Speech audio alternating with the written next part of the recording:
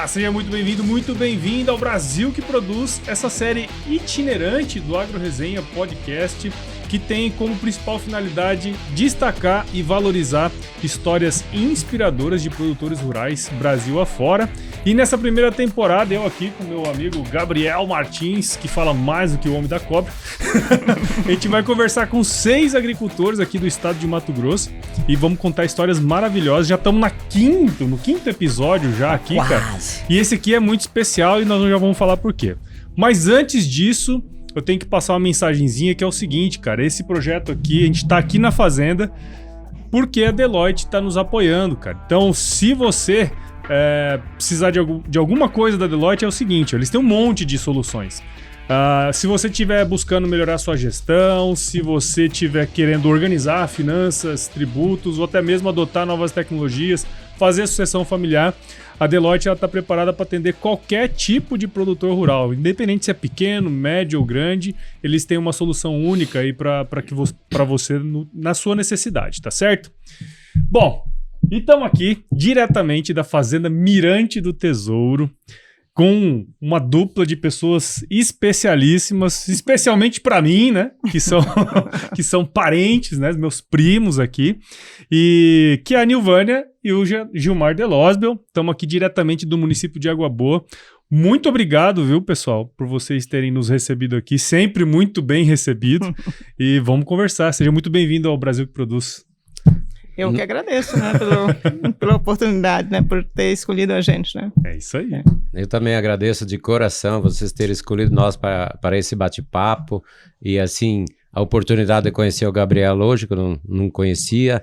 Você, como carinhosamente a gente chama Paulinho, nosso primo, a gente está junto há muitos anos, então é uma satisfação muito grande recebê-los aqui para esse bate-papo. É isso aí. Ó, vai ser bacana hoje, hein?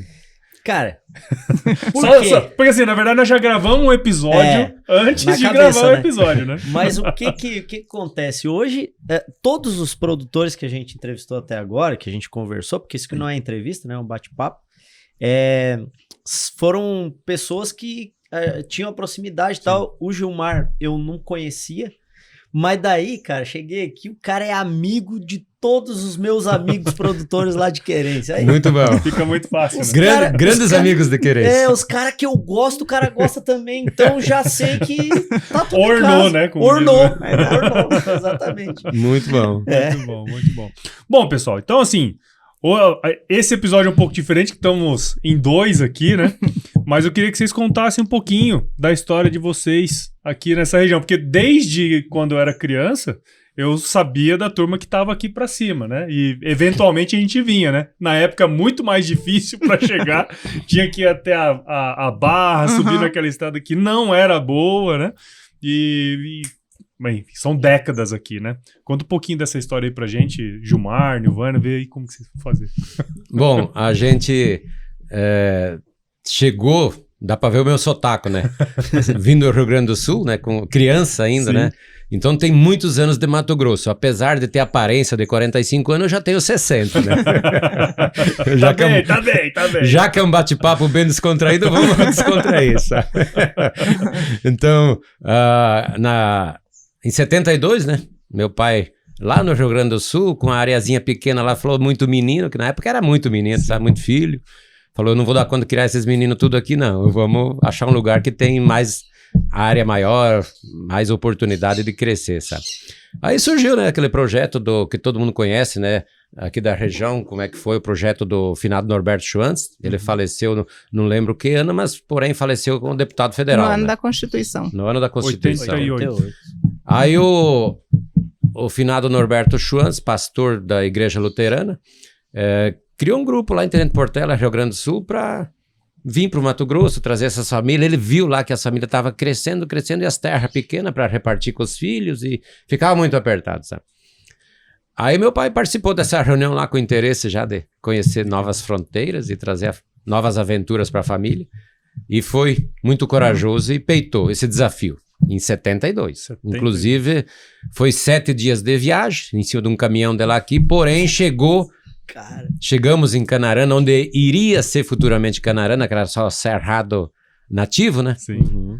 E bem na época, em setembro é tudo queimado, né? Cerrado nativo queimado, só carvão. Não, chegou lá na paisagem maravilhosa. Paisagem maravilhosa, tem que ter coragem, viu? Muitos voltaram para trás de carona, viu?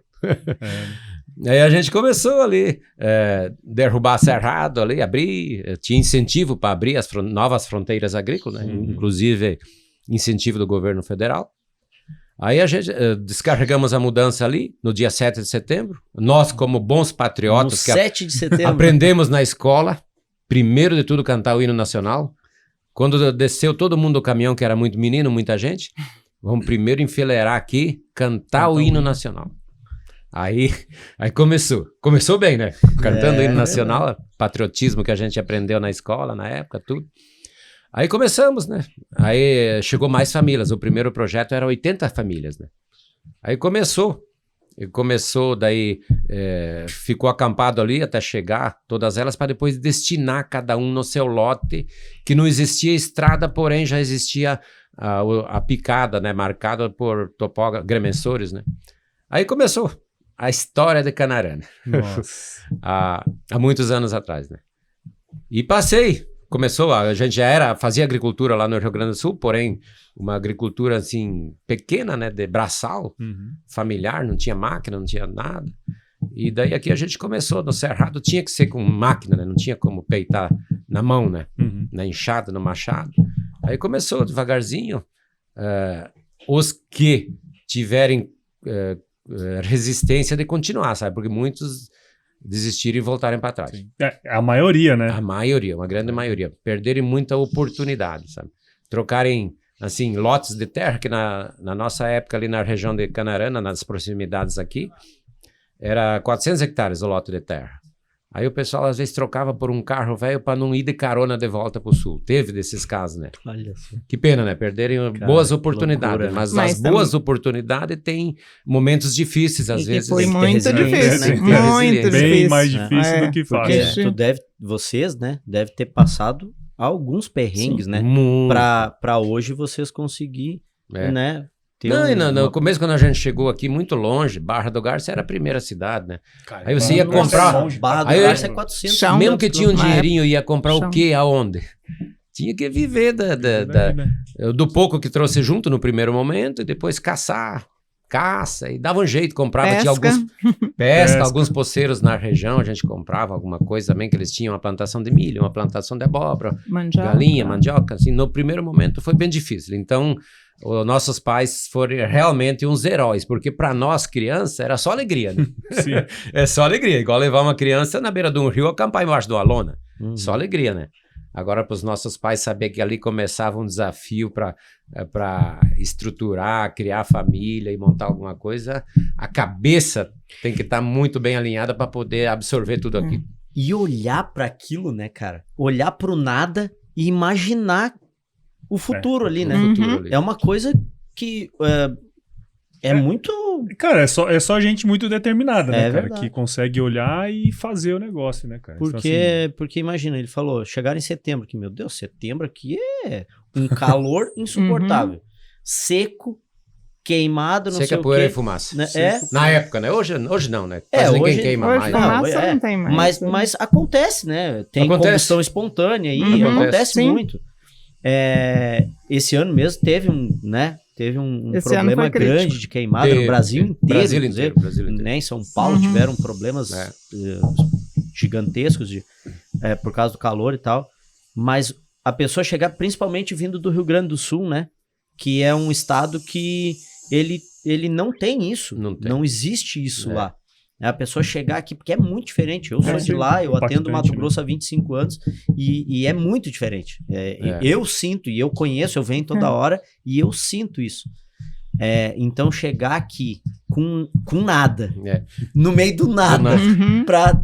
pra tentar fazer alguma coisa. Tu lembra, assim, tem uma lembrança do que tu pensou, assim, tu lembra, Gilmar, não?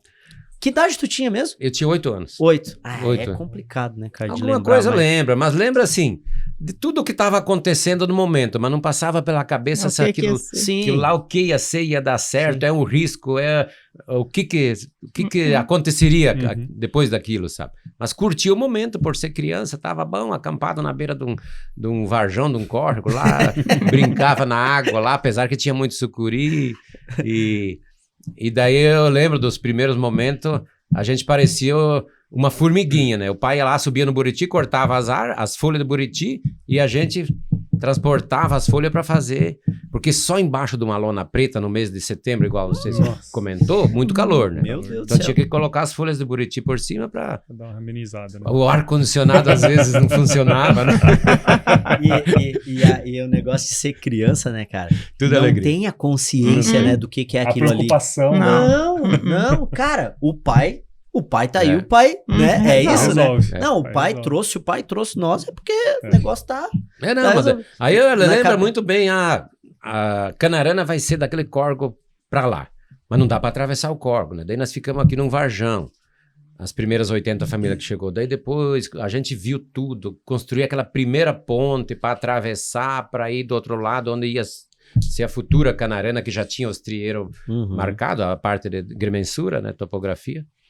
Aí isso tudo a gente lembra, assim, do começo, as ruas da Canarana, hoje eu passo lá, moro lá, uma bela cidade, né, de 35 mil habitantes, as empresas chegando, uma cidade muito bonita, a capital do gergelim, conhecida nacionalmente como a capital do gergelim, planta muita soja, uma pecuária muito boa. Aí eu vejo aquilo ali, eu lembro de quando meu pai ajudou derrubar as primeiras árvores a machado, que não tinha motosserra nem máquina, Não tinha. para fazer as ruas onde que Machado. seria Canarana. Então, isso tudo eu lembro na minha memória. Na Ah, época eu que tinha 8 legal. anos, mas a gente lembra ainda. Muito Quem é bom. que falou no monte de machado também? Eu acho que foi ontem o Fábio, né? Fábio, Falou Fábio, também, isso. cara, era 30 machados. Se vira. Se Não, vira. as fazendas do Xingu aqui para baixo Era chegava tudo caminhões de machado para o pessoal derrubar. Caraca. Então é mais ou menos Céu. essas histórias. Mas eu queria puxar também, ó, Nilvânia. Conta um pouquinho, porque É. assim, apesar de, né, sermos próximos, talvez eu nunca perguntei isso, né? Como que foi o início aqui? Como que vocês vieram pra cá, né? Mas foi mais ou menos a mesma história, né? O meu pai resolveu sair do meio dos parentes e falou, vou morar num lugar, vou ir até onde não tiver mais tiver. morador. Aí veio e achou uma terra aqui, que é, inclusive é aqui, Aqui perto? Aqui onde a nessa gente tá? fazenda. Aqui? Aham, É aqui. É, Em aí- 71. Caraca. em Em 71. 71. Antes de nós chegarmos Antes de em vocês Canarana. chegarem ainda. A nossa diferença é que a gente veio de mais perto, então a gente trouxe as coisas, né? A gente Sim. trouxe gado, trouxe galinha, trouxe porco, trouxe tudo, cachorro, né? Então a gente veio já mais estruturado, né?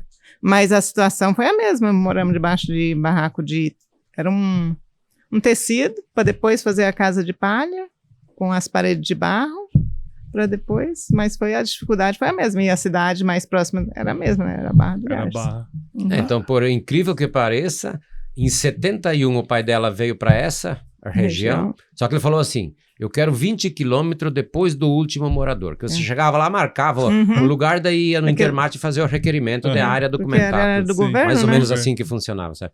Então, em 71, o pai dela já estava aqui nesse lugar. Uhum. E nós chegamos em 72 em Canarana, que também não existia nada. Aham, sim. Só o nome, que Futura Canarana, sabe? E depois de muitos anos a gente se conheceu. Podia ter Cas- conhecido antes, né? Mas Casou, que isso aí faz parte da próxima história, sabe? Criou a família em Canarana. Nossos filhos nasceram ali, a gente casou ali.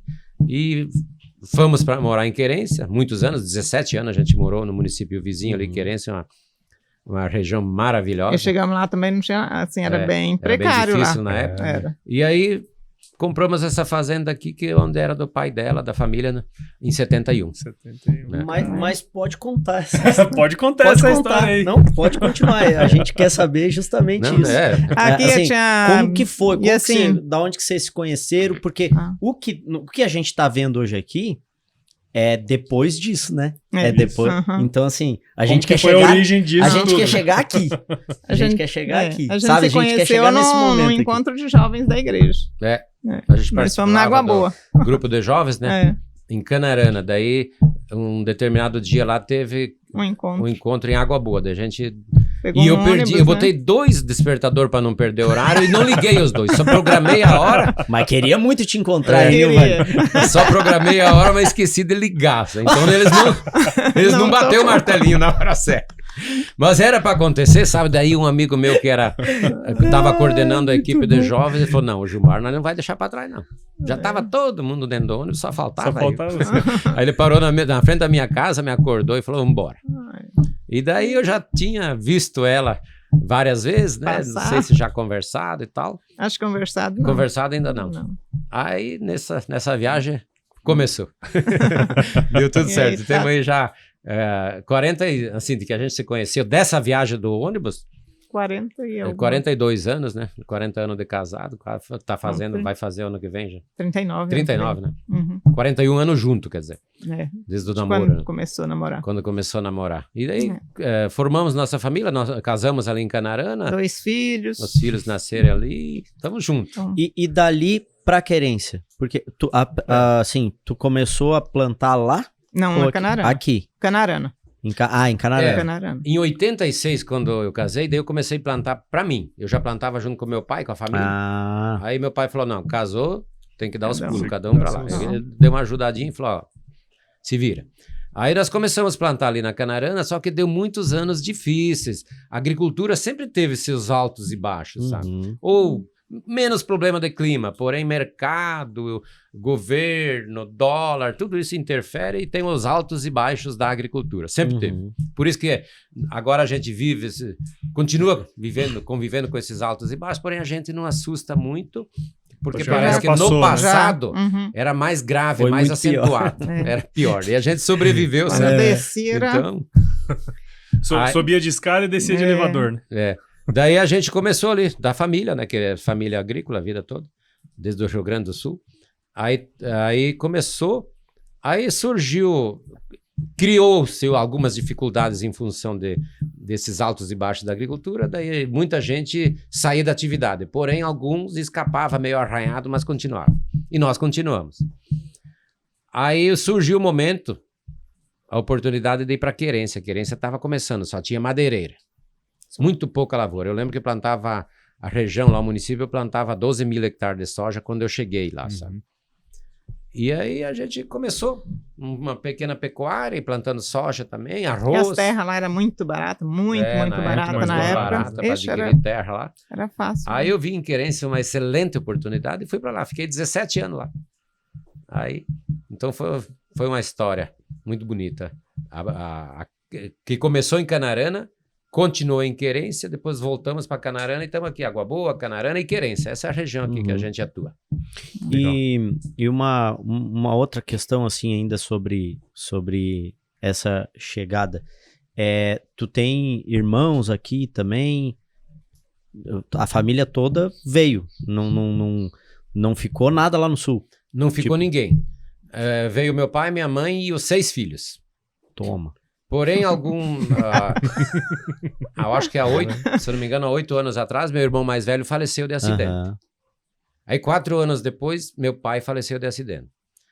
Aí a fazenda que era da família, do lado da cidade de Canarana, eu arrendei dos irmãos, dos herdeiros, e continuo plantando lá. Então meus irmãos estão na região, só uma irmã que mora em Rio Verde, os outros estão aqui, Canarana e Querência, estão aqui na Redondeza. Minha mãe está viva ainda com 88 anos. Olha lá. Saudável, 80. Assim, bem disposta. Lúcida, bem disposta. Com 88 anos. E meus irmãos estão na região toda aqui. Eu arrendo deles a parte lá que é da. E compramos também uma parte. Né? Compramos, deu um já e arrendamos dos outros. A tua origem de Losbel é? Italiano. Italiano. Italiano. Sim. Meu pai falava italiano, a gente entende algumas coisas, só que eu não sei falar italiano. É por isso que tu quase não conversa, então. Assim, eu devo ser italiano também. Quando surgiu as dificuldades, voltando um pouquinho da chegada, quando surgiu as dificuldades, aí aquelas conversas assim que os filhos não poderiam escutar, nós vai ficar, vai voltar, o que vamos fazer? Será que nós dá conta aqui tratar dos filhos? Aquela conversa eles falavam em italiano. Mas dava para entender um pouquinho. Olha só, que interessante, cara. E daí a gente lembra que até chorar, eles choravam na parede de palha, dava para escutar. Sim. Nos momentos difíceis para saber o que fazia, né? Porque estavam os filhos, tá olhando o cerrado na frente, cerrado queimado, né? O que vão fazer? Vai dar certo? Não dá. Mas meu pai foi muito sempre persistente, lutador, trabalhador. Ele não desiste fácil, não. Ele garra mesmo e falou, não tem carne para mistura, eu vou caçar. Na época podia, né? Podia, hoje não pode, mas na época... Não tinha como, Não tinha tinha. como. Era Tinha luta que poder. pela sobrevivência. Exatamente. Hoje você vê o tucano comendo o sabiá, ou outro passarinho, é luta pela sobrevivência das espécies. Na época era assim também. Nós tínhamos que sair caçar.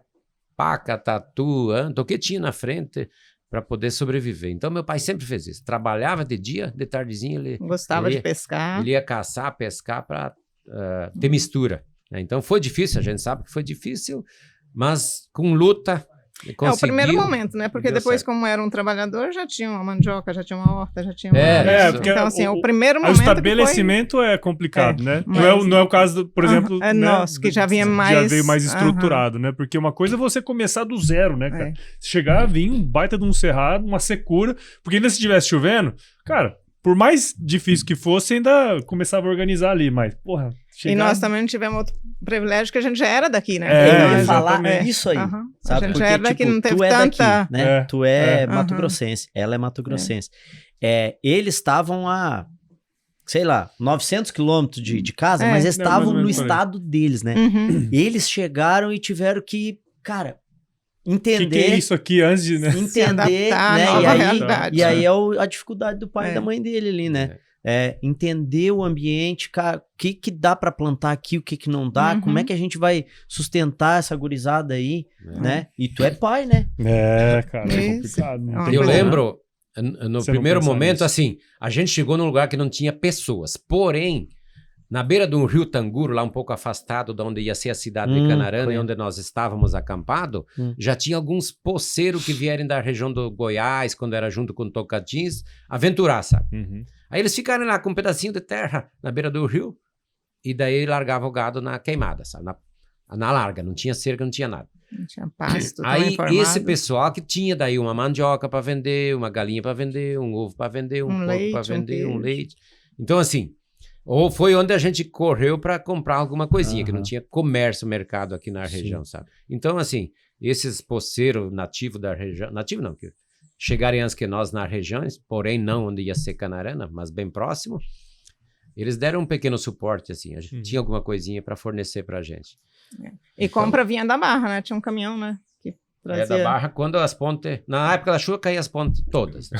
Que era terra da Barra do Garça, Canarana, 320 km. Aí tinha aquele avião que tá na praça lá, que é o Vaca, que eles falam. Aquele lá dava um socorro também. Dava um suporte. Ele vinha e trazia mercadoria, levava o pessoal na Barra fazer compra. E no o Banco do Brasil também. era em Barra do Garça buscar financiamento, tudo. Que essas terras nossas na região, em 72, elas foram financiadas pelo banco, sabe? Período de 10 anos. E tinha um incentivo, um subsídio na época, então foi bem fácil, né? Foi fácil, né? Aí a gente chegou, aí o segundo passo é abrir lavoura, aí começou a chover, né? Final de setembro começava a chover e tá, agora... Aí apareceu lá, através do projeto de colonização lá, Coopercol, junto com o início da Coopercana, que era a cooperativa que estava sendo fundada para dar um suporte para os produtores que estavam chegando na região. Aí foi comprado, parece que 3 tratores de pneu, CBT na época, tinha que ser CBT, porque é o símbolo do cerrado, né? Pode ver que nas cidades agrícolas tem um CBT. Sempre tem um CBT. Chapadão do Sul tem um enorme lá dentro de Primavera tem, lá Lucas tem, Mutum CBT tem também. Aí compraram 3 CBT, daí começou. Aí o povo se reuniu em 3 agrovilas, né? A primeira agrovila, a segunda e a terceira agrovila. Aí foi um CBT para cada agrovila fazer uma lavoura que eles falavam coletiva. Aí começaram. Aí aqueles poceiros goianos que estavam lá na beira do rio, viu os gaúchos abrindo cerrado para plantar arroz, eles falaram assim, vão tudo morrer de fome. Não dá nada nessas terras. Eles não sabiam que existia adubo, de nada, não dá nada. Pois arroz, além de abrir a terra, tem que adubar talvez não muito, mas porém tem que chover muito. E na época chovia muito na região, sabe? Aí quando... Passou alguns meses que eles viam aquelas lavouras de arroz, coisa mais linda, e produzia. Quando ele tá assim, mais ou menos, é lindo. E depois, quando parece um gramadinho. E quando o cacho dele... É muito linda a lavoura de arroz. É. Aí esse pessoal não acreditava, mas viu com os próprios olhos que a terra, a região ia entregar fartura para quem viesse aqui. Legal. E foi o primeiro passo, depois demorou muitos anos para conseguir calcário, para passar para a soja, mas tudo foi uma sequência que aconteceu com sucesso. E eles, esse negócio dos caras falar assim, esses gaúchos aí vão morrer de fome. Eles não sabiam que vocês não tinham outra opção, né? Não tinha. Então, assim, se vocês... Ou era, né? Se eu tivesse que abrir a terra à mão e cuspir dentro pra ter água, ia fazer, né? Era desse jeito. Então, e aí eu queria, assim, já engatar aqui numa questão que a gente também tem perguntado bastante com quem a gente tá falando, que é assim, do teu início até hoje, assim, do início de vocês até hoje, o que principalmente, tu é mais envolvido na lavoura? Sim. Os dois. É os dois? Eu na lavoura, assim, tem as pessoas que tocam, né? Mas eu sempre fui envolvido na lavoura e ela mais na parte da administração financeira. Então, uma pra ti e uma pra ti, então, assim. Manda ver. Pra ti, o que mais te desafiou do teu início até hoje, tecnicamente? Muitos desafios, que na época eu lembro muito bem, quando chegou, primeiro era machado e enxada e coisa. Aí quando chegou os primeiros tratores, eu lembro, não tinha nem direção hidráulica, nem capota, nem tração dianteira, nada, sabe? O pessoal reclama hoje que o ar não tá gelando muito. O ar não tá gelando muito. Então, tem que botar isso no filme, não tá gelando. A gente acompanhou essa evolução dessa tecnologia que aconteceu na maquinário agrícola, né? Na agricultura, e a gente tem que acompanhar. A evolução foi muito grande. Né? Você lembra lá de um CBT sem um toldinho em cima, quem dirá gabina com ar-condicionado, sem direção hidráulica. Depois, quando saiu a direção hidráulica, quando entrava no cerrado, pegava uma vara embaixo e arrancava o pistão, já ficava sem direção hidráulica do mesmo jeito. Ele só saiu de fábrica com direção hidráulica. Daí, depois foi melhorando, veio a gabina, ar-condicionado, as coisas foi melhorando de todas as formas, tecnologia, piloto, GPS, depois o piloto automático. Hoje tem tanta tecnologia embarcada numa máquina agrícola, as variedades com potencial produtivo bem maior. Na época eu lembro, quem produzia 32 sacos das variedades antigas tava colhendo bem pra muito caramba. bem, né? Era o rei da soja. Aí foi melhorando as tecnologias de maquinário e também os fertilizantes, os micronutrientes, as variedades que entregam um potencial produtivo maior. Então, toda essa evolução foi acontecendo e a gente tem que acompanhar. Eu sempre digo. O desafio era conseguir estar ligado nisso. Assim. Tá ligado e se adaptando às novas tecnologias, que não é muito fácil, né? Eu sempre digo, a pecuária, eu também sou pecuarista, ela até que aceita empurrando com a barriga. Aceita desaforo. A gente sempre fala que aceita um pouquinho de essa palavra, desaforo. aceita desaforo. Porém, a agricultura não. Se você não acompanhar a modernidade, usar a tecnologia tanto no maquinário quanto na condução, no operacional da lavoura, acompanhamento da cultura com outros tratos culturais, você sai da atividade, sabe? E a pecuária, é claro que se eu aplicar tecnologia na pecuária, eu vou ter mais rendimento lá na frente, mas ela aceita desafio, empurrar com a barriga. Sim, sim. Então, foi um desafio, mas a gente conseguiu se adaptar, e daí foi surgindo nossos filhos que estão junto com nós, e eles têm mais facilidade também. Essa gurizada mais nova que chega hoje no mercado de trabalho ali, eles têm mais facilidade de aprender que uma coletadeira, um trator, uma máquina agrícola é um computador, né? Você tem que saber. Eu não consigo ligar um. Não, é verdade, eu não sei nem ligar. Você tem que saber operar ela através da tudo digital. Né? Sim. Então é um desafio que a gente teve que ir aprendendo com o tempo. Perfeito. E do ponto de vista da gestão, qual foi, sim, quais foram o maior desafio que tu sentiu, assim, gestão de pessoa, gestão de risco, gestão de... do que for, qual é o maior desafio para ti, assim? Hoje em dia eu acho que é a gestão de pessoas, assim. A de risco também é forte, né? Mas de pessoas é mais complicado. Assim, você conseguia montar um grupo. Agora a gente, graças a Deus, está com uma equipe muito boa. Mas é complicado, é difícil. E mexer com gente. Isso, e nem todo mundo está disposto, né, a passar pelo que vocês passaram, verdade. né? Acha que já chegamos assim, né? Não sabe da história. do que a gente já passou, o motivo né? dessa Que conversa a gente é já justamente acampou embaixo de barraco de lona, já com as crianças pequenas, porque tinha casa na cidade, mas não compensava fazer uma casa numa terra arrendada. Sim. Ia lá, montava um barraco lá e ficava lá. Então, assim, então a gente não tá assim desde sempre, Claro, né? A gente veio lá, bem, muito...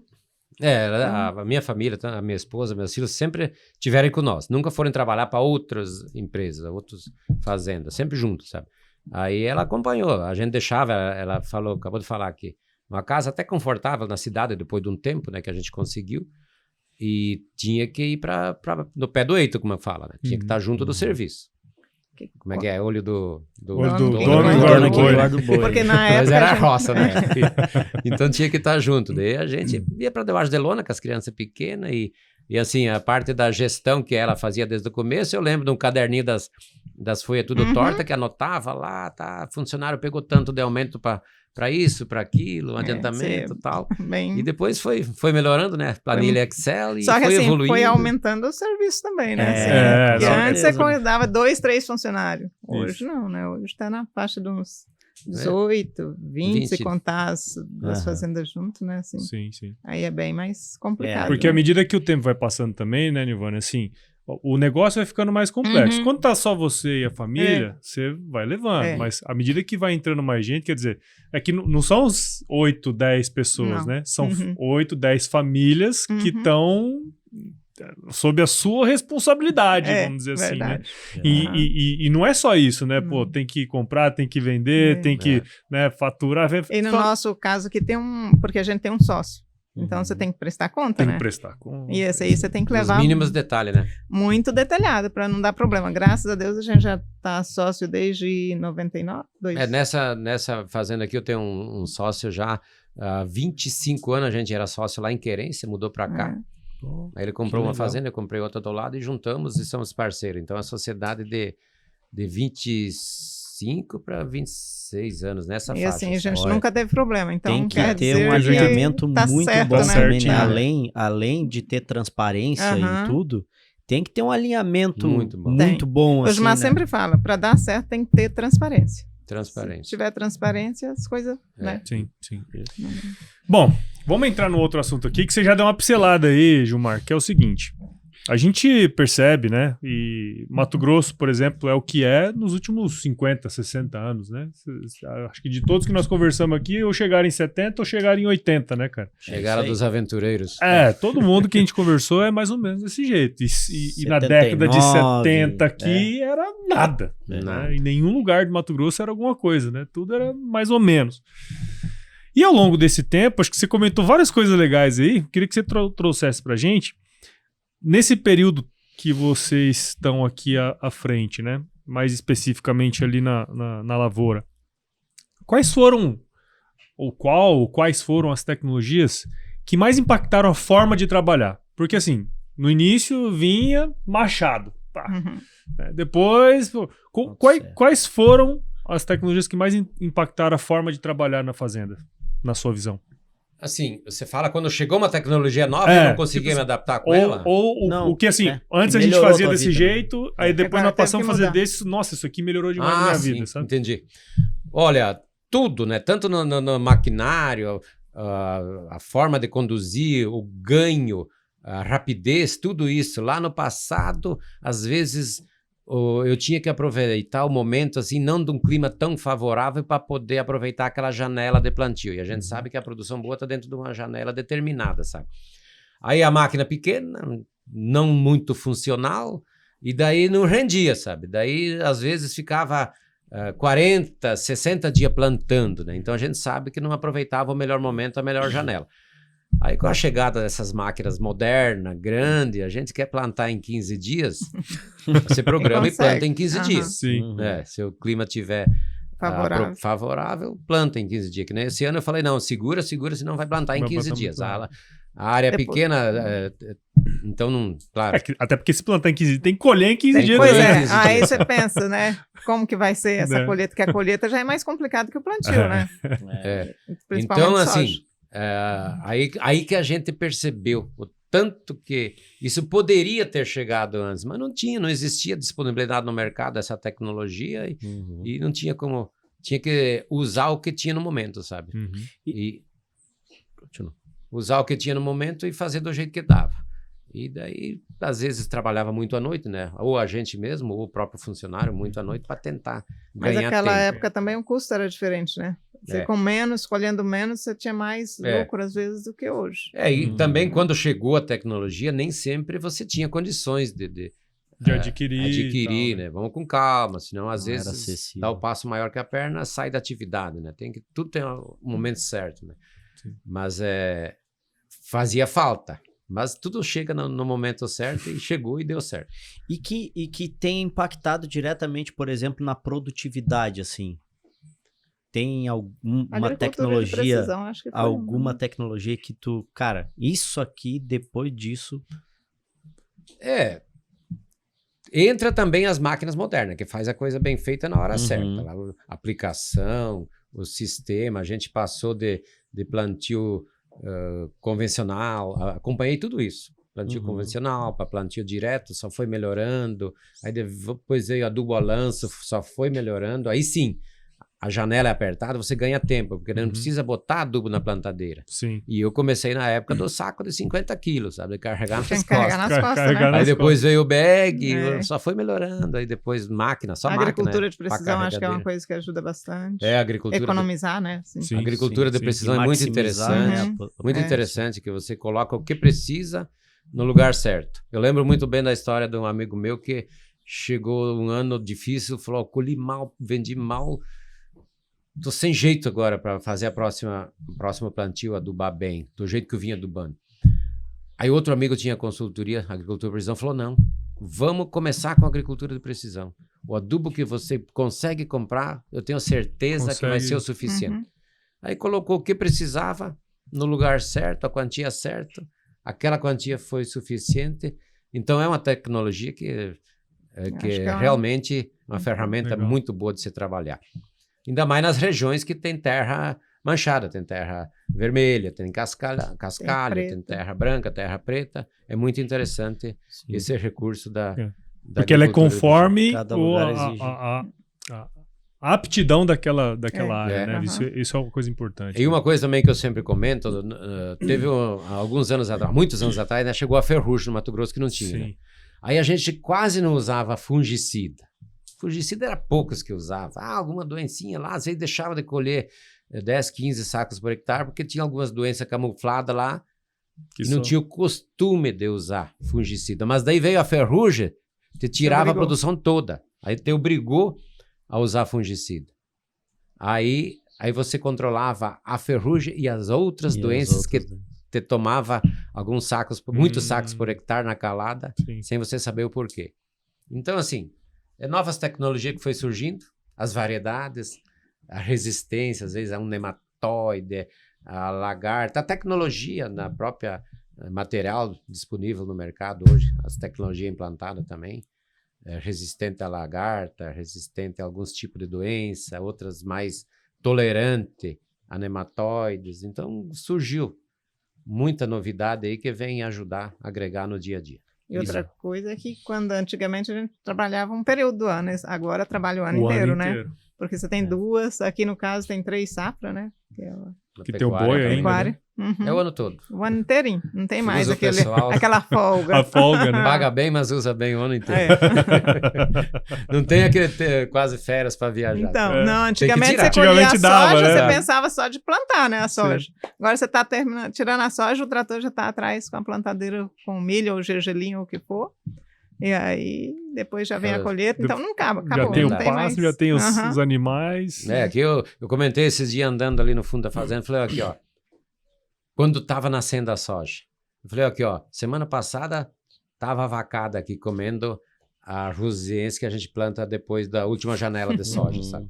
E já veio a plantadeira espantando a vaca, já plantando, uma semana depois já estava a soja nascida, né? Então aproveita o ano inteiro, né, a propriedade.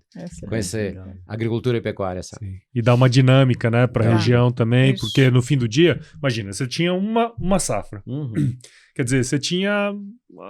comercializava e tal, o dinheiro ficava ali, mas a partir do momento que eu tenho 2, 3 safras, quer dizer, você precisa de mais gente. Precisa de mais gente. Precisa de mais recurso. Isso. Mais recurso, mas você tem mais receita também. E movimenta o lugar, né, cara? Então, assim, quando a gente brinca que todo lugar que chega a agricultura, chega o progresso. Mas justamente por causa disso, você vai precisar de gente para vender, você vai precisar de gente para trabalhar, e vai ter dinheiro, e vai ter que comprar comida na cidade. Então, isso movimenta demais a economia local, né? Bastante. Aquele mesmo pedaço de terra que tinha sido desmatado lá muitos anos atrás, quando era permitido, sabe? Ele te dava um giro com uma safra. Porém, depois foi a segunda safra, foi fazendo a integração lavoura-pecuária, foi envolvendo mais gente, foi comprando mais máquina, foi aquele funcionário gasta mais lá na cidade, tem um poder aquisitivo melhor, né? não o só salário o patrão, melhorou, né? como também. funcionário também. Então, aquele mesmo pedaço de terra lá, que girava um recurso dentro do município, dentro do estado, dentro do país, ele triplicou, né, o recurso que ele gera, né, sem precisar abrir mais áreas em cima daquele pedaço de terra. Sim. E assim, eu tava pensando aqui, tu tava falando, ele falou, tu tava falando e eu tava matutando aqui, né, porque, por exemplo, assim, se plantar só soja, ia ter X uma receita, né? não é só a receita dele. Sim. É assim, aqui na região ia ter só empresas que dão assistência para soja. Aí ele planta milho também, gergelim. Ele cria gado. Então assim, são várias cadeias. São várias cadeias que começa aqui, né, cara? Então assim, como a tecnologia, no caso que a gente estava falando de tecnologia, ela viabiliza, né, como cara? a tecnologia ajuda a fazer tudo isso que vocês fazem hoje, no mesmo pedaço de terra, fazem 3 vezes mais, porque, né? Sim. 3 safras no ano de diversas atividades, porém, na mesma terra, né? A tecnologia que veio agregar valor na nossa propriedade, verticalizar a nossa produção. Antigamente era barato comprar uma terra do vizinho e abrir, podia abrir na época, né? Tirar o cerrado e fazer agricultura com facilidade, era mais barato do que dentro da minha propriedade ele arrancar uma mancha de pedra com uma PC e fazer agricultura naquele lugar. Porque eu podia arrendar do vizinho, eu podia comprar do vizinho, aí foi encarecendo do vizinho, as questões ambientais foi arrochando, que bom que aconteceu isso, né? Senão ninguém segurava, né? Sim. É proibido a abertura de área, claro que dentro da legislação alguma coisa ainda consegue. Então, o que os proprietários de terra foram fazendo? Foram agregando valor, foram verticalizando a produção, foram, ao invés de fazer uma safra de soja, foi plantando a segunda safra de milho. Nós aqui é a primeira safra, segunda safra soja é a lavoura, né? Toda ela. Aí depois vem o milho na melhor janela, talvez associado com braquiária ou não. Aí vem a segunda janela, vem gergelim, que é uma cultura aqui da região, Canarana, as empresas chegaram aqui. E daí a terceira janela, quando vai se aproximando a estiagem, aí é capim, né? Rusiziense, para fazer pastoreio para o gado, para nossa pecuária na época da seca. Ou seja, tu tem 4 safras. Né? Então aproveita. Contando a pecuária. Aproveita a propriedade melhor. Aí evita de ir comprar do vizinho ou arrendar do vizinho, é na sua propriedade. Quantas manchas assim que já estava aberta no passado, porém não utilizava, porque tinha pedra. Uma hora de PC, máquina de esteira era cara na época. Hoje você absorve um custo desse porque viabiliza você tirar uma mancha de 5 ou 8 hectares que já está desmatado e fazer agricultura. Você tem a máquina para arrancar pedra, você tem a máquina para moer, de moer a pedra. Né? Verdade. Então é a tecnologia que tem a agricultura de precisão para ir lá e dizer aqui tem tanto de fósforo, tem tanto de boro, só tem que colocar X, aqui tem que colocar mais disso, menos daquilo. E cada vez aparece mais variedade. Agora tá com a mamona, né? Que assim a gente plantou ano passado. Nós aceitamos o desafio de um projeto ali da mamona. Inclusive era mamona, canola e abelha. Aí a canola parece que não tem materiais adequados para a nossa região, parece que foi retirado do projeto. Porém, a mamona foi bem, continua. E o mel. Que a gente fala abelha, tanto né? de energia renovável, né? Mamona é uma delas, né? E daí associado a isso tá a abelha também. Aí eles colocaram, esse projeto legal. colocou 150 caixas de abelha dentro dessa propriedade para a gente mostrar que a gente faz agricultura, usa os defensivos, que não são venenos, são defensivos, igual remédio, é remédio a dose certa, e vira veneno, se eu quiser, Se for a dose maior. Né? uma dose exagerada, né? Então isso aí mostra que essa apicultura, acho que veio para mostrar, essas 150 caixas de abelha que tem aqui nessa propriedade, e vai ter 150 na outra também, para mostrar que a gente faz o dever de agricultura com responsabilidade. As abelhas estão ali produzindo mel, Polinizando as lavouras. polinizando as As lavouras. lavouras, e eu aplicando os tratos culturais da mesma forma. É claro que tem que ter cuidado. Alguns que usava no passado não podem mais ser usados já há muitos anos, né? Não por causa das abelhas, pela responsabilidade que cada um tem que ter em conduzir da melhor forma a lavoura e conviver muito bem com o meio ambiente, com a fauna, com a flora. Então Sim. isso é um dever de casa, né? Sim. Porque se eu matar isso, eu vou matar o meu negócio. Que é o que a gente Aí já o que vinha que adianta? fazendo, né? Assim, a gente já não usa. Então isso aí... Faz há mais tempo, né? Eu fiz questão de participar desse projeto, convidado por uma empresa da abelha, da mamona e da canola, justamente para provar isso ali. E meu pai já tinha um costume de Criar produzir, abelha, né? produzir um mel artesanal com 20 e poucas caixas de abelha lá, sabe? E daí eu não achava mais gente para tocar aquilo ali, sabe? Eu falei, não, uma hora eu quero resgatar. Aquelas caixas de abelha estão meio caídas, mas o enxame tá lá. Eu quero resgatar isso aí. E daí surgiu esse projeto, deu tudo certo. Legal. Esse encontro aí com o meu interesse de aumentar, não só manter aquele projeto, restaurar aquele projeto, porém ampliar. E eu sei que eu tenho o benefício da polinização, porque eu planto. No caso da canola, é muito interessante. Porém, não deu certo a variedade que foi trazida para a região. Acho Mas que tem o ela não- gergelim, tem a soja, o milho, tudo né? é interessante, né? Sim. Essa polinização das abelhas. Sim. E daí o que eu acho mais importante é mostrar para o mundo inteiro que nós produzimos com Com responsabilidade, sustentabilidade.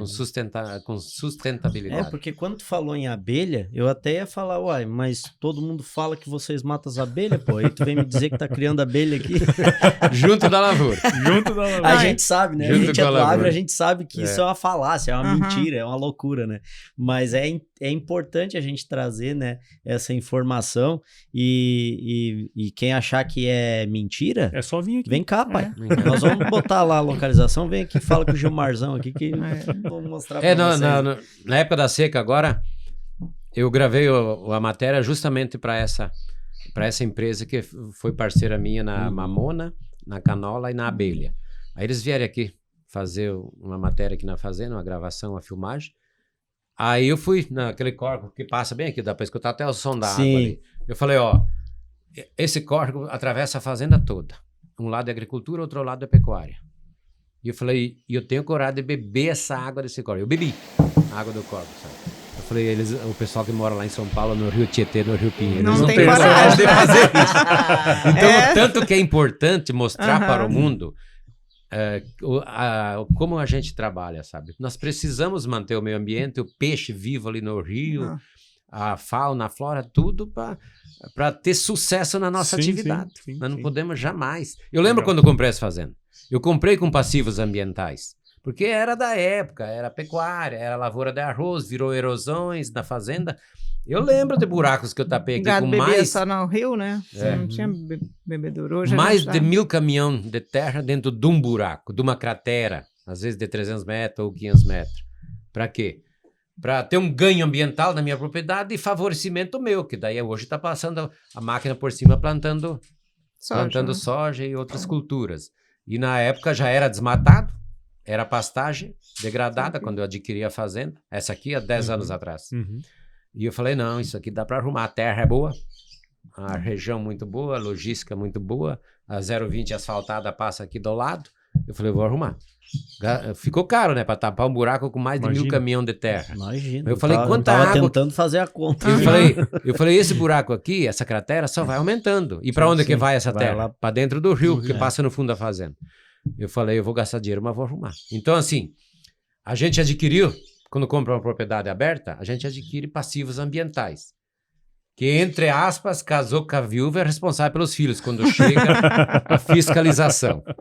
Mas o ganho que eu já tive dentro dessa fazenda, quantas horas de esteira e pá carregadeira e PC nas beiras da estrada municipal que eu fiz para evitar da água correr lá para dentro do rio, que não seria responsabilidade minha. Sim. Aquele trecho ali, tantos metros, ou é do Estado, ou é da União, ou é do município a responsabilidade. Mas está dentro da minha propriedade, eu tenho as máquinas aqui, por que eu não vou fazer? É um ganho ambiental que eu estou tendo e já pensou alguém passar na porta da minha fazenda só porque é uma estrada municipal, não é a estrada interna da fazenda, e vê uma cratera ali do lado dela? Eu vou lá gastar 30 horas, 50 horas, 100 horas de máquina esteira ou PC, vamos amenizar um pouco o problema. Então a gente tem esse pensamento e sabe que é o que viabiliza e faz a gente continuar na atividade da gente, com sucesso. Muito bom. Perfeito. Nossa, cara, é bom demais.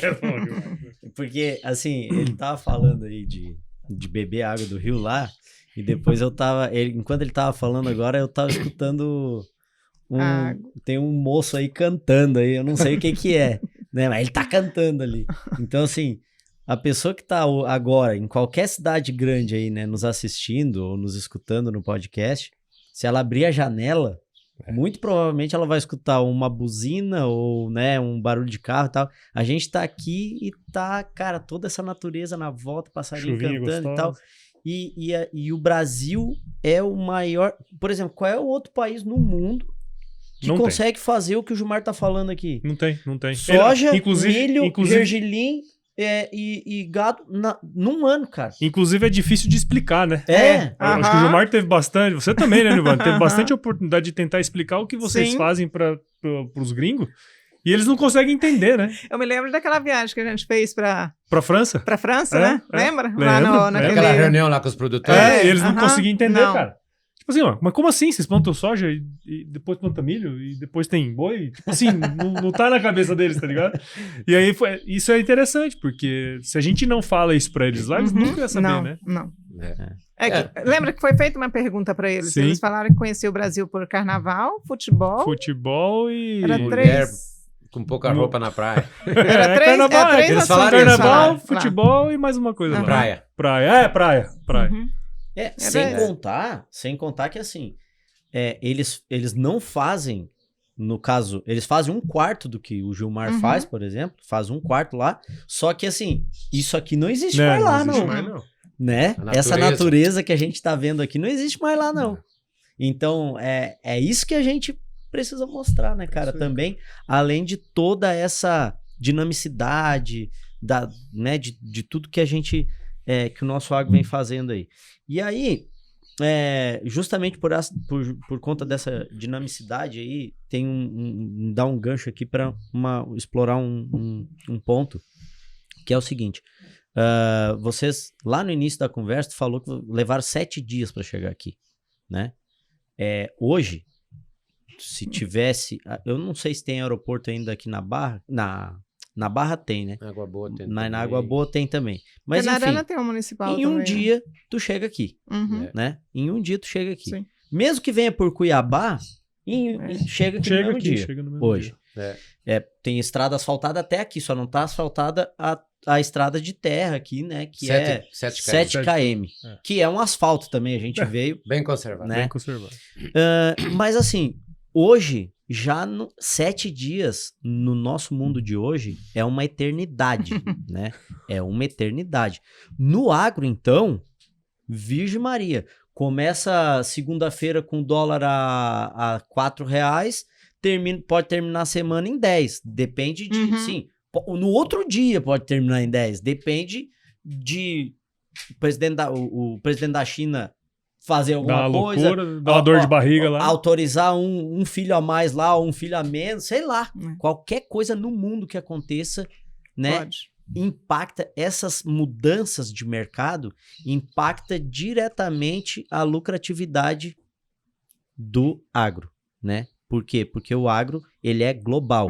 O agro brasileiro, ele é global. Ele não é um agro Local, de fundo de quintal, ele não é de casa. Ele é global. Uma grande parte, até interno, até o mercado interno de vocês é regulado pelo que acontece no mundo. Sim. Né? Então, assim, e aí, aliado a toda essa loucura, ainda tem o que acontece aqui. Internamente. Né? Imposto de renda, LCDPR lá, que apareceu o livro Caixa Digital do Produtor Rural, nota fiscal eletrônica, reforma tributária, que tá vindo aí e tal. Cara, a minha pergunta é, como é que vocês estão lidando com isso? Como é que vocês estão se preparando para toda essa loucura, para essa nova era aí da coisa, assim? O que vocês estão tentando fazer para... Isso aí a gente acaba entrando nisso no dia a dia devagarzinho, sabe? Acontece na vida da gente e você tem que acabar... Você vai acompanhando. E achando um jeito e indo absorvendo isso aí. Mas assim, a gente tem consultoria também, pessoas que prestam consultoria para nós, tanto na agricultura como conduzir os negócios do dia a dia, sabe?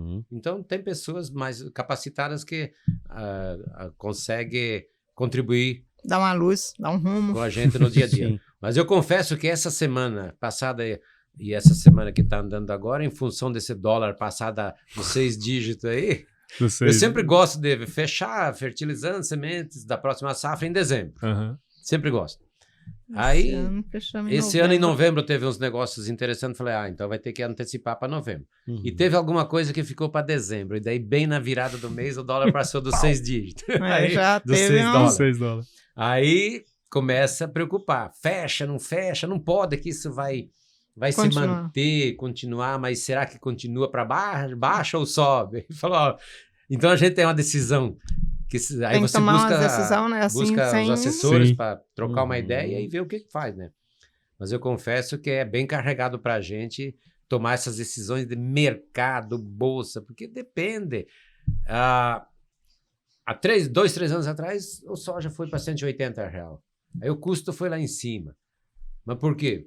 O preço, oportunidade também, bolsa, né? Pós-pandemia, bolsa de Chicago. Soja subiu, a arroba subiu, o sal já subiu. E não desce na mesma proporção que quando cai, né? Aquele momento que as nossas commodities descem, o boi desce, a soja desce, o milho desce, e o custo ainda fica lá em cima, até ajustar isso aí que é bem complicado, sabe? Aí você tem que buscar consultoria de pessoas para te ajudar para fazer fechar a conta, né? Senão você não sabe, você fica um pouco perdido. Qual a atitude que você vai tomar? A hora de fechar... Mas como que eu vou travar um soja, fazer um travamento futuro a R$110 se eu já vendi a 180, 190?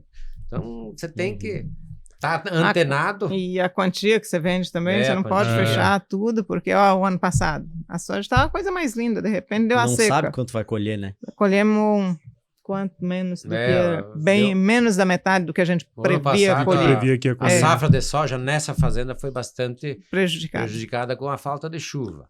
Porém, a gente tem pecuária, tem segunda safra. E graças a Deus a segunda safra foi cheia, né? Assim, foi tem boa, outra fazenda também, então a soma geral foi um ano bom. Só tem que agradecer a Deus, porque foi um ano bom, sabendo que muitos tiveram Mas é complicado esse negócio de saber quanto que vende, quanto que não vende, se pode então, assim, vender, né? Isso aí é uma loucura, sabe? Você, a hora certa de acertar. Eu confesso que hoje, se não tivesse aqui nessa... visita maravilhosa de vocês aqui, eu estava na beira do rio pescando, porque ontem eu acabei de fechar alguns insumos fertilizantes, insumos para a próxima safra. Então, carregou bastante tomar decisão com esse dólar para... Mas não é por isso que depois a gente não pode sair lá, né? Eu estava pensando nisso. Então, eu acho que esse bate-papo descontraído aqui, contando a história desde quando eu cheguei aqui na Canarana, isso é muito legal, eu acho que descontrai muito bem, igual ir uma pescaria lá na beira do rio. Apesar que agora é proibido pescar, nessa época. Essa época é Piracema, né? Piracema não pode pescar. E tu tocou num assunto aqui, porque assim, esse projeto, né, o Brasil que Produz, ele é um projeto perene. Essa é a primeira temporada, né? Tu tá fazendo parte de uma...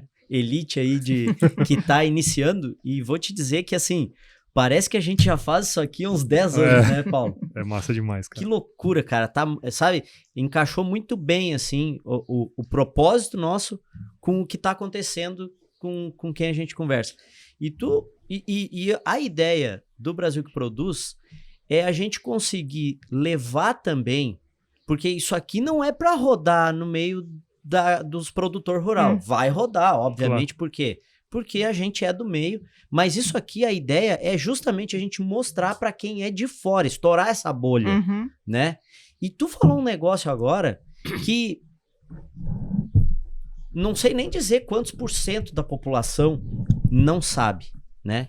Que é, cara, o produtor rural, ele poderia tranquilamente, com um cursinho bem básico ali, depois de um tempo, trabalhar na XP lá.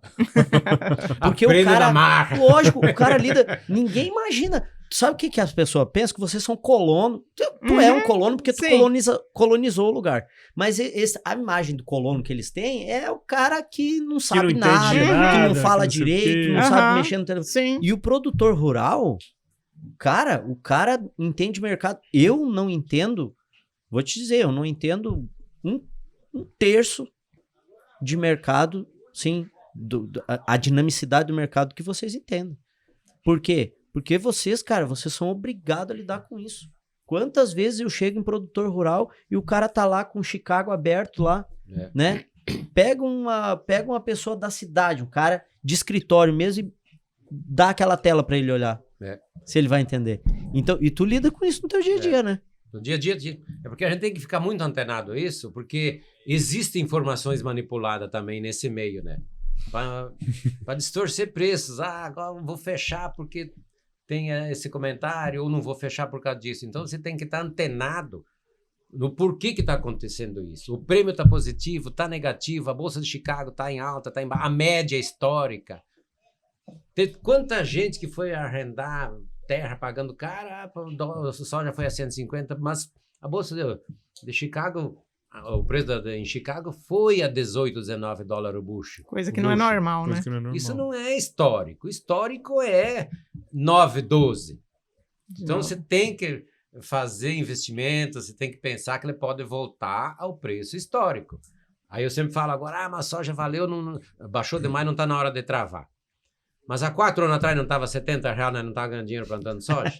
Foi a 180, foi a 190, ganhamos dinheiro. Mas voltou ao preço real. Lá na Bolsa de Chicago ele voltou aos 9, 10 dólares o bushel. Então é isso aí que baliza. Aí tem a demanda mundial, tem que ver estoque, tem que estar antenado em tudo isso para tomar aquelas decisões. Não, vou travar, não vou travar, quanto eu vou travar. Tem que ter estômago. Tem que ter estômago. E não tem bola de cristal, né? Então tem que ir buscando essas informações. Para você fazer uma média, né? Para você fazer uma média boa, né? Sim, porque senão... Não tenta acertar... Não, o Antônio não dá. da Luz que fala, né? Não dá para ir... Não dá para tentar acertar o olho da mosca com ela voando. Não tem que tentar fazer uma média boa. É isso aí. Para conseguir. Lá na frente, eu fechei, aumentou o preço. Travei futuro e aumentou o preço. Mas eu travei porque estava... Te dava uma margem, né? Estava me dando uma margem satisfatória na minha atividade.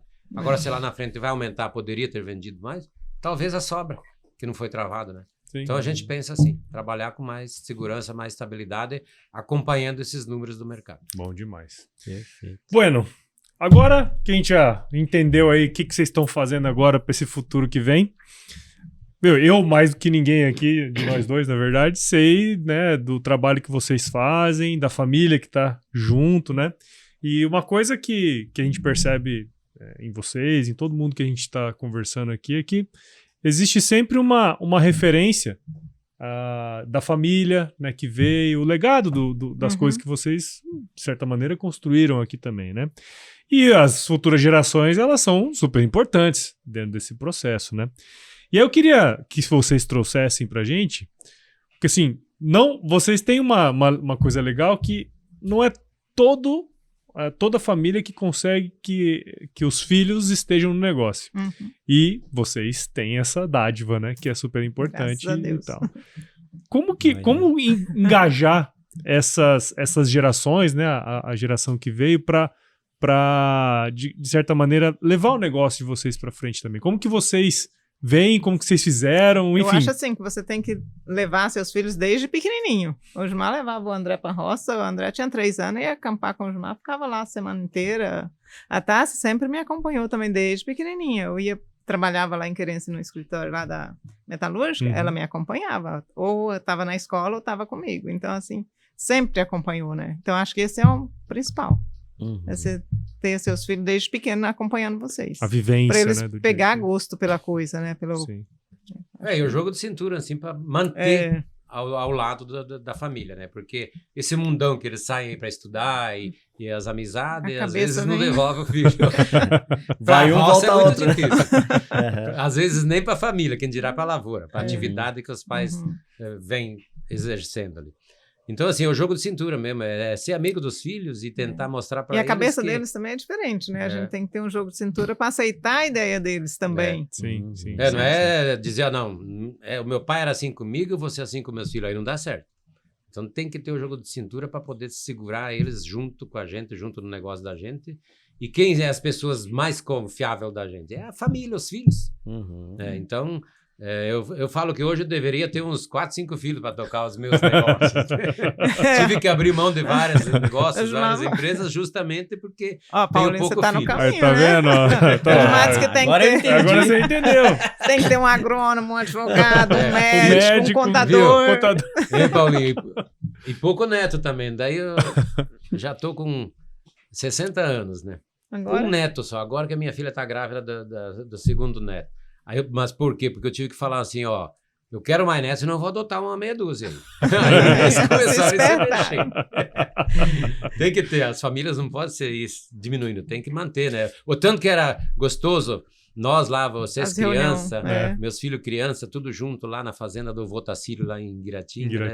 Aquelas reuniões eram maravilhosas. Tinha reunião, Gabriel, que ia as 80, 90 pessoas no final do ano para passar o Réveillon, cara. Amigos barraca. Quem levava amigo uma vez, ele sempre ia, ele virava da família e trazia novos amigos. Nossa, então, que legal. Então, assim, é uma coisa que sinto muita falta. Eu também. A família é muito importante, né? Poder ter os filhos da gente, né? Junto no negócio da gente é muito importante, né? Mas tem que ter um jeitinho para conseguir conduzir dessa forma. O lá de lá tem que ceder um pouquinho e o de cá também, né? Afinal. Tem que ter. Tem que ter Deu certo, então. E eu queria, dentro ainda desse assunto aí, porque quando a gente fala em legado, né? Que é uma palavra extremamente forte.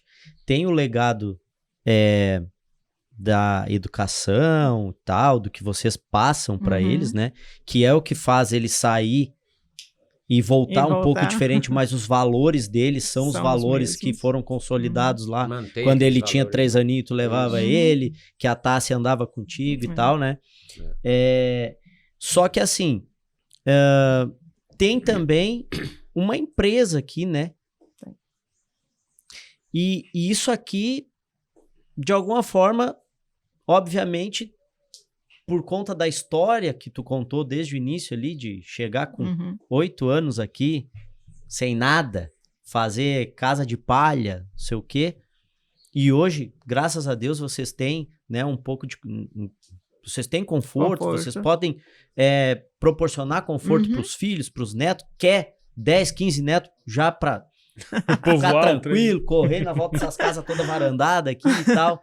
Dá ocupação pros avós. Dá ocupação, exatamente. Justamente é aí que eu queria chegar, sabe? Sim, eu acho que é interessante também falar sobre isso, sobre esse negócio da passagem do bastão, sabe? Explorar um pouco isso. Como é que tu buscou isso, assim? Qual é o momento que tu viu assim, cara, preciso fazer isso, vou ter que pensar na sucessão agora, para eu conseguir curtir meus netos, viajar com a Nilvânia, sei lá. Colocar pessoas de confiança para conduzir o negócio que a gente sofreu tanto para conquistar. Quando é que tu pensou nisso e como é que tu operacionalizou, né, colocou isso em prática, assim? Como é que... Quando que tu pensou? Como é que tu viu isso? Assim? Há 10, 12 anos atrás, há 15 anos atrás, era mais fácil de conduzir as coisas. E as coisas foi espremendo um pouco, a questão fiscal, a questão da modernidade que foi chegando, as exigências ambientais, tudo isso, sabe? O mercado, tudo isso veio espremendo um pouco no dia a dia nosso, sabe? Veio, nós que não temos muito estudo, sabe? Como é que eu não sei dizer qual a palavra, foi... assim, apertando um pouco a forma de conduzir os trabalhos do dia a dia. Aí, eu, na época, eu fazia parte da ProSoja, Associação dos Produtores aqui de Mato Grosso, sabe? A gente faz parte, Desde o início. da diretoria, né? Ainda faz parte, na época eu fazia parte como diretor. Hoje a gente faz parte como associado e participa de algumas reuniões, coisas assim. Mas na época eu estava diretor da ProSoja. Aí a gente comentava muito isso, né? A sucessão familiar. A gente até citou alguns exemplos que a gente tinha colegas na 163 lá, que era... Muitos falam a rodovia da morte, né? Que o fluxo de cargas e veículos daquela rodovia ela deveria estar duplicada há muitos anos, né? Porém, agora que está começando. E daí a gente perdeu colegas, perdeu amigos, que inclusive que faziam parte da nossa associação, diretoria, coisa assim, lá naquela rodovia. Aí, às vezes, uma família que veio do Sul com aquela mesma história minha sofrida que eu contei dos meus pais, né? Criança não sofre, né? Tudo é alegria, né? Aqueles que chegaram lá na 163, no norte do estado, também aconteceu.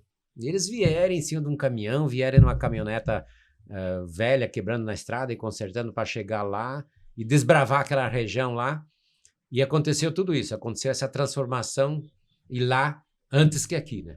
A região do Araguaia ficou o Vale dos Esquecidos, porém lá já estava muito próspera lá, naquela região, antes. Aí acontecia, um acidente na 163 matou o fulano de tal lá, agricultor.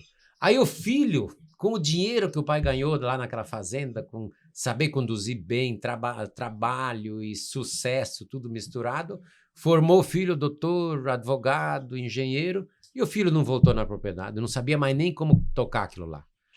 Aí por uma fatalidade, às vezes, faleceu o pai, que fez tudo aquilo acontecer. Aí o filho chegava, olhava aquilo lá, não dou conta. Pegava e vendia baratinho. Aí um trabalho da família, uma história, de repente, se desmanchava ou passava para outro, né? Aí nós, na época, diretores da ProSoja, a gente teve essa preocupação de continuar formando os filhos da gente lá em São Paulo, Brasília, Cuiabá, Goiânia, nas capitais, porém, trazer depois junto no nosso negócio, independente dele se formar contador, médico, administrador de empresa, advogado, precisa estar junto de nós. Na minha cidade, ele pode ser um médico, pode ser um advogado e pode estar vivenciar ali, né? Alguma entendendo coisa, como é que funciona a coisa. convivendo com o dia a dia da propriedade, que foi de lá que ele saiu e surgiu a oportunidade dele se formar alguém na vida, sabe? No nosso caso tem a Tassiane, que é formada em farmácia. Farmácia e administração. Aí tá na... Só Ela fez que- administração. Então não tem nada a ver depois. farmácia com a... Só que desde agricultura. pequenininha ela estava aqui, ela junto. sabe como que a coisa acontece sim. aqui. Só que daí quando eu coloquei ela dentro de uma empresa da família, ela falou, opa, eu sou formado em farmacêutica, mas eu tenho que me formar em administração para administrar essa empresa. Daí ela fez administração, né? Então deu tudo certo, sabe?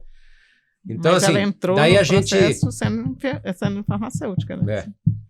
Aí a gente começou a fazer parte desse grupo ali de conscientizar as pessoas a nível do estado que tinha que dar sequência, fazer a sucessão várias familiar, palestras, né? Assim, sobre sucessão E familiar. daí fomos buscar uma empresa lá no Rio Grande do Sul para vir palestrar e conduzir, ensinar nós, inclusive, nós diretores na época da ProSoja e todos os produtores do estado e comerciantes, um passo para a sucessão familiar, né? Aí que começou essa empresa vir abrir holdings dos negócios da gente, né? E colocar os filhos como sócios. Mostrar também. para os pais também, porque muitos pais não aceitavam, né? A A importância de importância você ter de seus ter filhos como sócio. próximos. Esse é o... Porque eu- assim, se o filho tá dentro da holding, é sócio, ele sabe que é dele aquele negócio também, independendo do percentual. Dependendo do percentual. Aí é um chamativo a mais para ele ter mais interesse por aquilo, sabe? Independente qual a formação acadêmica que ele teve, sabe? Então, fazer gostar por ele tá na sociedade, sabe? Legal. Tá dentro do contrato social. E daí o trabalho, sabe? Não só, você tá dentro agora, vamos participar, vamos lá andar a cavalo, vamos lá vacinar o gado, vamos lá ajudar a colher, vamos lá plantar, pegar gosto por aquilo, né? E é desse jeito que as coisas acontecem. Eu quis trazer esse teu relato aí, porque quando a gente estava conversando ali, a gente falou sobre isso aí. E tu comentou que vocês já estavam, né? Já tem essa sucessão formalizada, estruturada. A parte administrativa da coisa, a parte legal da coisa, né? Por quê? Porque a gente teve um entrevistado, a gente teve um produtor nessa mesma temporada, que ele passou por um BO do que tu falou antes ali. Não foi uma questão de acidente, mas foi uma falta inesperada e não estava preparada a coisa. E aí foi muito mais doído, né? Então... E às vezes nem na falta do pai e da mãe que fizeram tudo aquilo. Às vezes eles chegaram numa idade que vai desanimando. Mas e desanima mais fácil quando vê que o filho não tem interesse por aquilo. Não. Aí o que acontece? Aí vende, às vezes, um patrimônio, um trabalho, vende de uma hora para outra, porque eu quero ir para a cidade descansar, uma pessoa de idade, às vezes, mais próximo do recurso médico, coisa assim, e daí bota fora um patrimônio da vida inteira, um trabalho da vida toda, né? Que é uma história bonita, né? Sofrida, mas bonita, né? Mas é o que a gente tá falando aqui. Imagina, tu chegou com 8 anos aqui, trabalheira, né? Que a gente, tudo que a gente comentou, tu tá com 60. Cara, 52 anos depois, tu tem direito de curtir, porque hoje, né? Hoje a expectativa, né? De vida, é melhor. Então, eu, Gabriel, te conheci hoje e eu queria que tu curtisse pelo menos mais uns 40 anos aí, né? Então, assim, alguma coisa tem que acontecer para que tu consiga fazer isso e isso aqui tudo não parar e te proporcionar isso. E proporcionar depois pro teu filho, depois proporcionar pro teu neto e, como tu falou, estejam eles ou não na atividade. Isso. Se eles não estiverem, tá preparado. Tem uma empresa, né? Tem uma parte legal já ajustada. Ou pode arrendar, se for o caso, né? Os netos lá. Ou pode colocar um administrador lá. Eles tendo gosto por isso, eles vão saber conduzir mesmo não estando dentro. Colocar as pessoas certas no lugar certo. Coloca um administrador lá para tocar a propriedade. Igual eu fiz também. Peguei pessoa de confiança de muitos anos atrás que já trabalhava com nós. Voltou, tá tocando essa fazenda aqui. Gerenciando. Então, é isso aí. Meu filho tá na outra fazenda, minha filha tá na empresa, então tá tudo pessoas conhecidas, esse gerente dessa fazenda aqui não é filho, mas já morou dentro da nossa casa há muitos anos atrás, quando era jovem, amigo dos meus filhos, então o importante é colocar as pessoas certas no lugar certo. Isso faz parte da liderança, né? Então tem que ser líder. Isso. Então, esse filho que se formou em qualquer atividade, qualquer meio acadêmico, se formou e tem um bom conhecimento, ele vai saber colocar as pessoas certas no lugar certo para conduzir aquilo que os pais, às vezes, cansarem até por causa da idade, ou às vezes saúde, ou às vezes até na falta. Não pode ter medo de formar gente melhor que tu. Né? Isso. Aí. Não pode ter medo. Esse é o papel do líder, né? O papel do líder é formar gente melhor que ele. Isso mesmo. E agora... Vou meter. Não. Essa é minha. Sai. Agora que a gente encheu o coração de vocês aí de lembrança, né? Tu falou que tu queria estar lá na beira do rio, olhando pro rio e tal, porque tu não pode proibido pescar. pescar nessa época. Né? Mas assim, tá com esse coração cheio aí agora. Olha lá o sorrisão da Nilvânia, né, cara? Se você chorar, eu vou chorar junto, tá? Assim, eu quero saber de vocês, porque eu mesmo sinto uma alegria danada, uma satisfação danada de atender vocês, produtores rurais. Mas eu queria saber de ti, assim, e de ti, Nilvânia. Cara, qual é a maior satisfação, assim, a maior alegria que vocês têm em ser produtor rural? Em lá, desde os 8 anos de idade, não ter parado, não ter desistido, e hoje, assim, tu acorda e... Cara, eu sou produtor rural e eu tenho satisfação e alegria porque... O primeiro trabalho que aprendeu a fazer desde criança, né? Então, é igual levar uma criança no trator, na colhedeira, vai pegando gosto por aquilo. Ou levar no barco pescar, vai pegando gosto por aquilo, sabe? Então, meu pai... Quando eu era criança, já me colocou na agricultura, sabe? Daí foi acontecendo esses passos, essas evoluções. E daí a gente começa a entender a importância daquilo ali. Além de ser interessante economicamente, a atividade da gente, apesar de ter os anos difíceis, mas tem os anos bons, tem os altos e baixos, né? A gente pegou muito amor por aquilo ali, porque é uma atividade que você está produzindo alimento. E principalmente quando você está produzindo com responsabilidade, cuidando do meio ambiente, esse pequeno relato que eu fiz da abelha, da água aqui do rio que eu bebo, sem medo nenhum de ser intoxicado, sabe? Então isso aí é muito gratificante.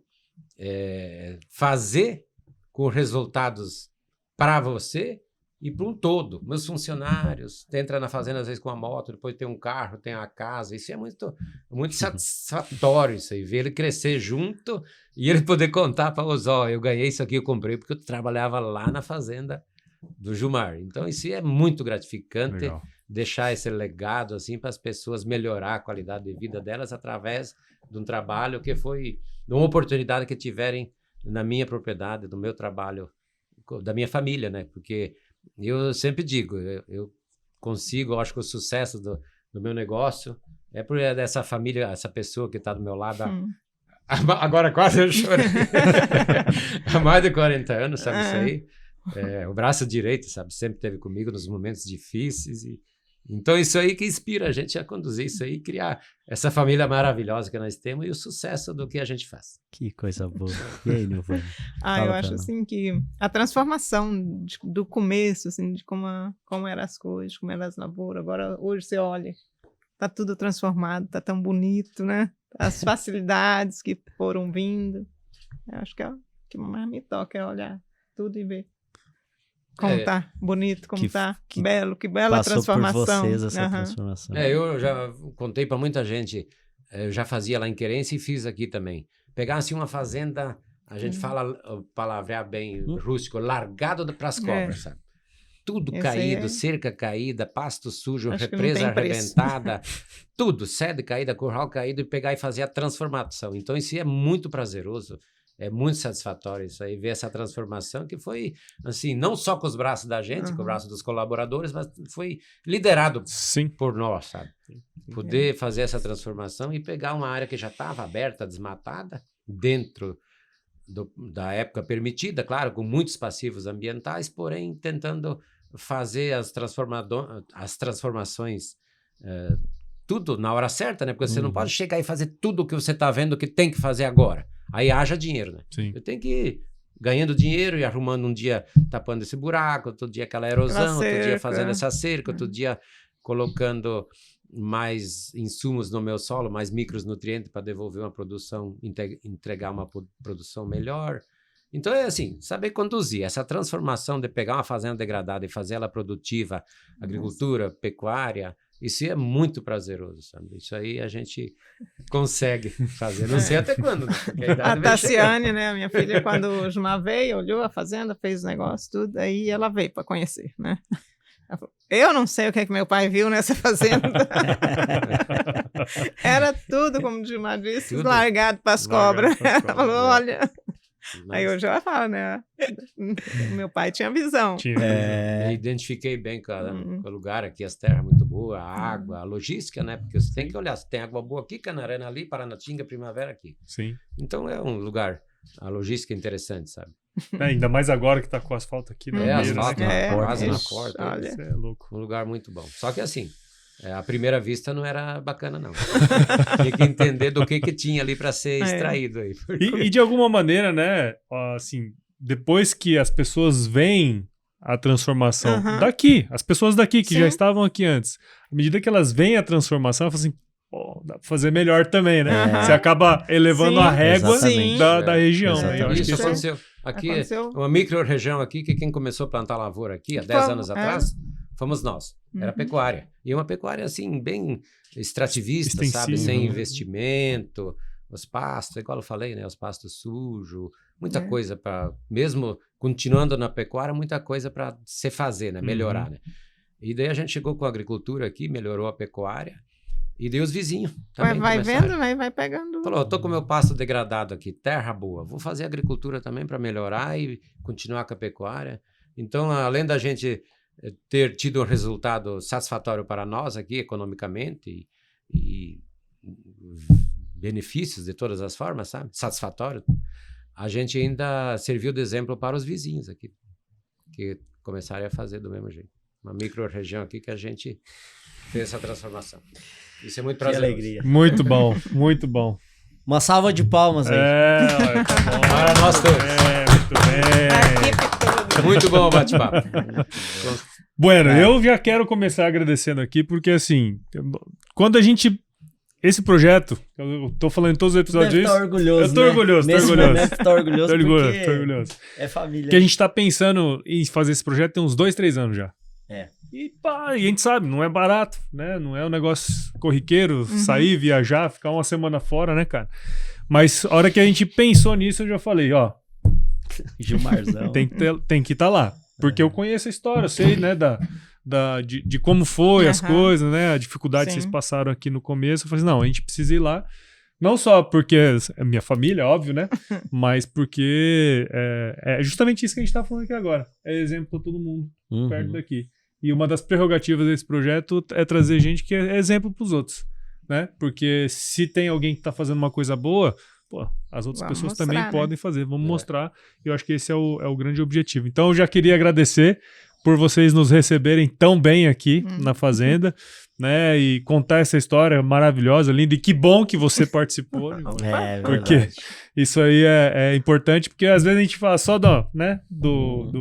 de quem tá à frente, né? Tá, mas não, tem várias pessoas que estão junto, né? E a esposa normalmente é quem tá ali, né?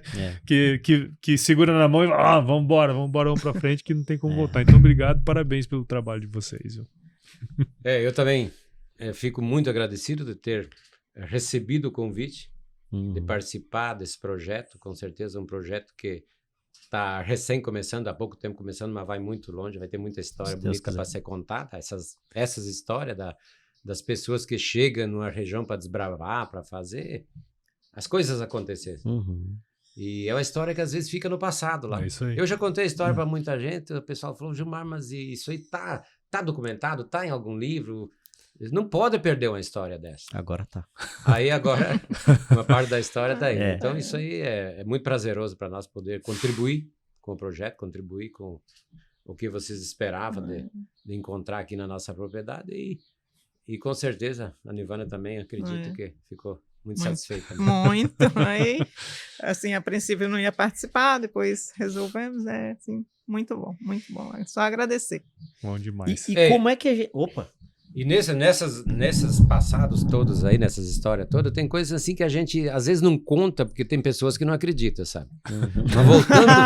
Essa aí acho que eu já conheço. Voltando lá atrás, chegamos em Canarana, descarregamos a mudança dia 7 de setembro de 72, cantamos o hino nacional. Sem essa. Aí descarregamos a mudança ali na beira de um corguinho, que depois apelidaram o corguinho, colocaram o nome do corguinho de Corgo Sucuri. Aí os povos perguntam, mas Gilmar, Corgo Sucuri, por quê? Até hoje o nome do Corgo Sucuri lá. Aí eu falo, ó, tem gente que não acredita, mas eu vou contar. Aí nós chegamos ali, né? Nós acreditamos. Aí você lembra daquela história que eu contei antes, que o meu pai ia derrubar a folha de buriti, daí os filhos pareciam uma formiguinha, cada um trazendo uma folha de buriti para tirar o calor de cima da lona. Que às vezes o ar-condicionado não funcionava no meio do cerrado. Nem lamparina tinha. Nem querosene para botar na lamparina não tinha. Aí numa ocasião dessa, meu pai atravessou o córrego, nós atravessamos por cima da pinguela, fomos lá cortar a folha de buriti. O pai na frente com o facão derrubou as folhas de buriti e nós pegava as folhas de buriti para voltar para cobrir o rancho. Aí chegou ali no córrego, cadê a pinguela? Pinguela é aquele pau atravessado que a gente fala, para atravessar de um lado para o outro. Cadê a pinguela? Aí que fomos dar fé. Quando nós fomos, era uma sucuri que tinha comido a capivara, tava de barriga cheia fazendo digestão, e ela fica parada ali, igual morta, né? Aí nós passamos em cima da sucuri. Mas daí é muito menino, aquele barulho de menino, quando os meninos vierem arrastando as folhas, ela vazou. Sucuri vazou. Chegamos ali, cadê a pinguela para voltar para trás? Não era. Aí aí batizaram o nome de Corgo da Sucuri, por causa que até disso. hoje, conhecido como Corgo da Sucuri, ali próximo de Canarana, por causa desse acontecido. Todo mundo sempre achou que era uma pinguela e era uma sucuri. Não, naquele momento, ela estava ali naquele momento. Ela estava ali naquele momento, sabe? Só naquela ocasião de a gente ter atravessado. Rapaz, então, assim, eu aumento, mas não invento. Só para descontrair. Ô, Paulo, tudo isso aqui não teria acontecido Pois é. Sem um parceiro forte, né, cara? Pra você que tá vendo aí ou está ouvindo esse episódio aí no seu carro e tudo mais, eu tenho certeza que você adorou essa conversa, tanto quanto nós adoramos estar aqui e ouvir todas essas conversas. Vou sair dessa semana, meu Deus do céu. Então, cara, considere compartilhar esse episódio aqui com alguém que vai se beneficiar desse conteúdo. O Brasil que produz, o Agro Resenha, ele vai crescer na medida em que você participa com a gente desse processo aqui. Então, siga o Agro Resenha em todos os agregadores de podcasts, Spotify, Deezer, Amazon, enfim, todos eles. E também siga a gente lá nas nossas redes sociais, só buscar por @agroresenha, né? E essa série, como o Gabriel comentou, ela só está acontecendo porque a gente tem o apoio da Deloitte, cara. Então, se você estiver buscando melhorar a sua gestão, organizar finanças e tributos, de repente, adoção de novas tecnologias, ou até mesmo a parte de sucessão familiar, que a gente comentou muito aqui também, eles têm soluções únicas para todo tipo de produtor rural, independentemente do seu tamanho, tá certo? Eles oferecem soluções adequadas ao tamanho de cada negócio, tá certo? Então, siga a Deloitte também nas redes sociais, no Facebook, LinkedIn, Instagram, YouTube. Basta buscar por @Deloitte Brasil. Deloitte se escreve DELOITTE. E visite o site da Deloitte também, o www.deloitte.com/agro, e saiba como que ela pode apoiar você aí no seu dia a dia, tá certo? E agora, como... Eu acho que eles devem saber. Eu acho não, que o cara que tem uma propriedade dessa aqui, que fez tudo isso... Eu vou dar a barbada pra ele. Se ele não sabe ainda... A gente sempre finaliza os nossos episódios com uma frase de sabedoria milenar, que é o seguinte: se chover não precisa molhar a horta, não, tá bom? tá tudo certo. Muito obrigado. Muito obrigado. Show. Muito obrigado. Coisa boa. Que Obrigado.